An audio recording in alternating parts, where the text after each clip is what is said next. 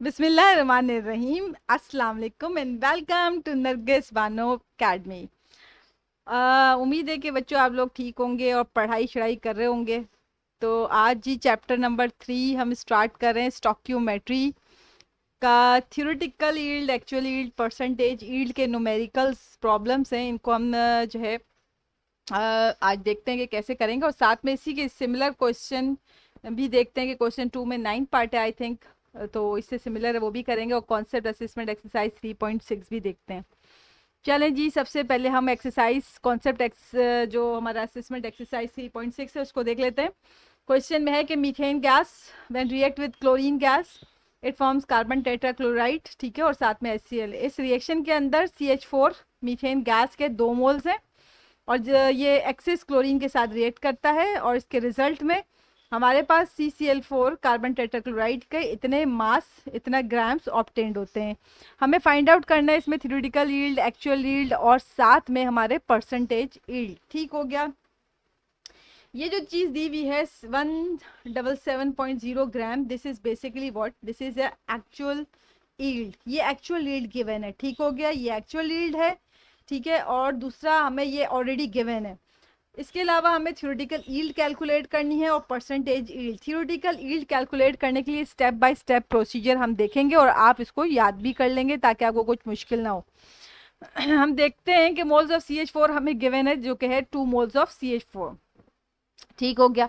Step 1 में जब आपने सबसे पहला काम करना है, मोल रेशो मालूम करना है, किसके दरमियान हमें दिया हुआ है, मीथेन गैस और कार्बन टेट्राक्लोराइड के बीच में हमें, रिएक्टेंट और प्रोडक्ट के बीच में हमें जो है मोल रेशो मालूम करना है, यानी कि मीथेन गैस और कार्बन टेट्राक्लोराइड के। तो अगर आपको बैलेंस केमिकल इक्वेशन देखनी पड़ेगी। मीथेन गैस के आगे कोई नंबर नहीं है कोफिशिएंट, तो ये 1 मोल है। कार्बन टेट्राक्लोराइड के आगे कोई नंबर नहीं है, इट मीन्स 1 मोल है। दोनों का जो रेशो है वो 1:1 है। ठीक हो गया। तो यूनिटरी मेथड देख लेते हैं। अगर 1 मोल ऑफ CH4 है तो 1 मोल ऑफ कार्बन टेट्राक्लोराइड है। सही हो गया। तो अगर हमारे क्वेश्चन में आप देख सकते हैं कि अगर मीथेन गैस 2 मोल्स रखता है और 2 मोल्स ऑफ मीथेन गैस था, ठीक है, इस रिएक्शन के अंदर वो कह रहा है कि 2 मोल्स ऑफ मीथेन जब रिएक्ट करता है एक्सिस क्लोरीन से, तो फिर 2 मोल्स ऑफ अगर मीथेन हो तो फिर कार्बन टेट्राक्लोराइड कितना होगा, 1 को 2 से मल्टीप्लाई करेंगे तो हमारे पास 2 मोल्स ऑफ कार्बन टेट्राक्लोराइड आ जाएगा। फर्स्ट स्टेप तो हो गया जी मोल रेशो। यहाँ आप देख सकते हैं सबसे पहले हमने क्या किया, mole ratio of reactant into product मालूम किया है। सही है। यहाँ पर अब थ्योरेटिकल यील्ड हम कैलकुलेट करेंगे। सबसे पहले हमें क्या करना है, थ्योरेटिकल यील्ड का फॉर्मूला याद रखना है। थ्योरेटिकल यील्ड का फॉर्मूला बहुत आसान होता है, इसमें प्रोडक्ट ही आ रहा होता है ज़्यादातर। आप ये देख सकते हैं कि मोल ऑफ CCl4 और मोलर मास ऑफ CCl4। तो मोल ऑफ CCl4 अभी हमने मालूम किया था पिछले वाली स्लाइड में, 2 1 2 आया था, तो 2 आ जाएगा मोल्स, और molar mass of carbon tetrachloride, carbon के जो मास होता है वो होता है 12, क्लोरीन का होता है 35.5। 35.5 को इस 4 से क्या करेंगे, मल्टीप्लाई, तो हमारा आंसर आ जाएगा भाई ये। ठीक है, ये तो हो गया हमारा थ्योरेटिकल यील्ड। अब हमारे पास एक्चुअल यील्ड तो ऑलरेडी क्वेश्चन में गिवन था, जो कि ये था, ठीक है, already it is given in the question. Let's see the percentage yield. इसका फॉर्मूला आपको याद रखना होगा।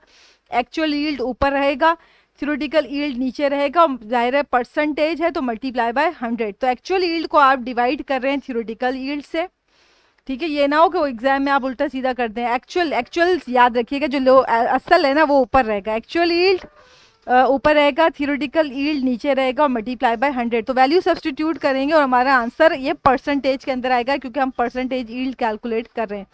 यहाँ स्टेप आप जब आप एक जैसे सिमिलर क्वेश्चन एक साथ सॉल्व करेंगे तो ये स्टेप आपको याद रखने होंगे कि number of moles of product मालूम करना है। इस क्वेश्चन में तो शायद नहीं मालूम करना था, मोल रेशो मालूम करना है रिएक्टेंट और प्रोडक्ट का, फिर ये सब चीज़ें भी हैं। चलें, come to the next one. Phosphorus जब ब्रोमीन गैस के साथ रिएक्ट करता है तो फॉस्फोरस ट्राइब्रोमाइड मिलता है, और इस रिएक्शन के अंदर ब्रोमीन का जो मास था वो था 35 ग्राम, और वो रिएक्ट करता है, ठीक है। और फिर वो PBr3 यानी कि प्रोडक्ट कितना मास प्रोड्यूस करता है, 27.9 ग्राम प्रोड्यूस करता है, ठीक है। इसका ये मतलब हुआ कि ये एक्चुअल यील्ड है। ठीक हो गया। ये देख रहे हैं आप, पिछले वाले को भी ऑब्जर्व कर रहे हैं और इधर भी, तो आपको पता चल रहा है इस लाइनों से, दिस इज अ की पॉइंट, कि ये जो है ना ये आपके पास जो है ना एक्चुअल यील्ड दी हुई होती है 27.9। तो हमें तीनों चीज़ें कैलकुलेट करनी है, थ्योरेटिकल यील्ड भी, एक्चुअल यील्ड भी, और परसेंटेज यील्ड भी। मास ऑफ ब्रोमीन हमने देख लिया जो कि गिवन था हमारे पास, जो कि 35 ग्राम, इसको हमें कन्वर्ट करना है नंबर ऑफ मोल्स में। अब आप कहोगे कि नंबर ऑफ मोल्स में क्यों कन्वर्ट करना है, पिछले क्वेश्चन में तो ऑलरेडी नंबर ऑफ मोल्स में दिया हुआ था। देखें एक बात समझें, पिछले वाले क्वेश्चन में अगर आप देखें तो रिएक्टेंट नंबर ऑफ मोल्स में गिवन था, अब की बार जो है मास में गिवन है, यानी कि ग्राम्स में गिवन है।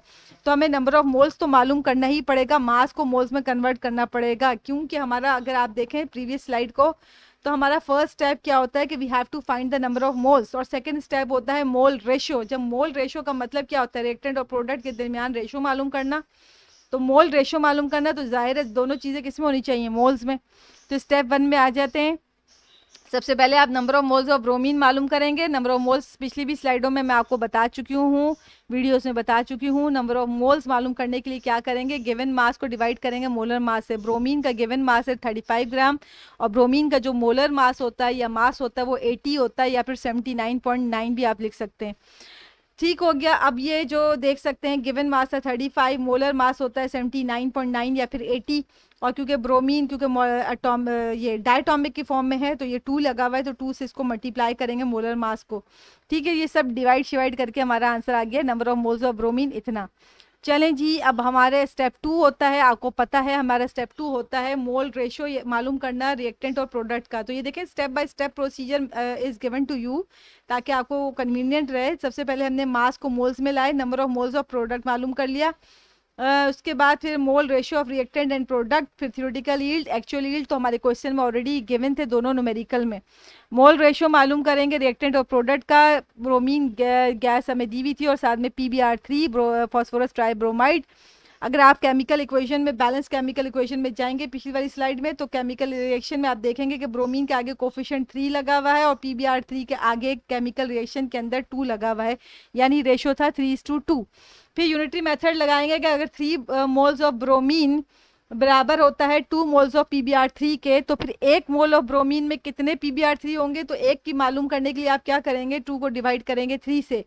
तो पिछले जो हमने ब्रोमीन का हमने मालूम किया था मोल्स, वो कितना आया था हमारे पास 0.219 मोल्स ऑफ ब्रोमीन। अब पिछली स्लाइड में आप देख सकते हैं आया था, तो 2 डिवाइडेड बाय 3 और मल्टीप्लाई बाय 0.219 करेंगे तो फिर हमारे पास PbR3 के नंबर ऑफ मोल्स आ जाएंगे। यानी कि आसान समझ में 3 मोल्स में 2 मोल्स ऑफ PbR3 है, तो एक में कितना होगा, 2 को डिवाइड किया 3 से, तो फिर इतने मोल्स में कितना होगा, इसको मल्टीप्लाई कर देंगे 0.219 से, तो हमारे पास आंसर आ गया PbR3। थ्योरेटिकल यील्ड हमारे पास मालूम करने का फॉर्मूला है मोल्स ऑफ PbR3, ये प्रोडक्ट ही ये देख सकते हैं PbR3, molar mass of PbR3, moles of PbR3 ये रहा 0.146, ये आपने लिखा।